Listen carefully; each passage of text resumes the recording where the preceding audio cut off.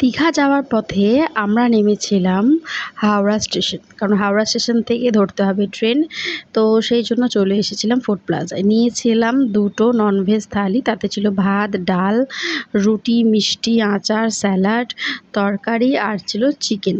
এখানে মেয়েকে দিয়েছিলাম শুকনো ভাত আর হচ্ছে তাতে ঘিটা বাড়ি থেকেই নিয়ে গিয়েছিলাম, আর আলু ভাজা আর মাছ ভাজা দিয়ে মেয়েকে খাইয়েছিলাম। তারপরে হেঁটে হেঁটে আস্তে আস্তে দেখলাম ট্রেন আমাদের এসে গেছে। তো আমাদের ট্রেন ছিল কান্ডারি এক্সপ্রেস। তো বাইরেটা দেখালাম তোমাদের, কি সুন্দর এখনও মানে দিনের আলো রয়েছে। তো যাই হোক, আমরা পৌঁছে গেলাম দীঘা। তো এখন তো প্রায় একটু অন্ধকার হয়ে আসছে আর কি।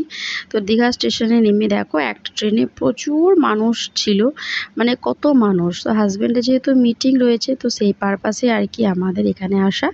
তাই হাজব্যান্ডের স্যারও এসেছে, উনি আগে আগে হেঁটে যাচ্ছেন। তো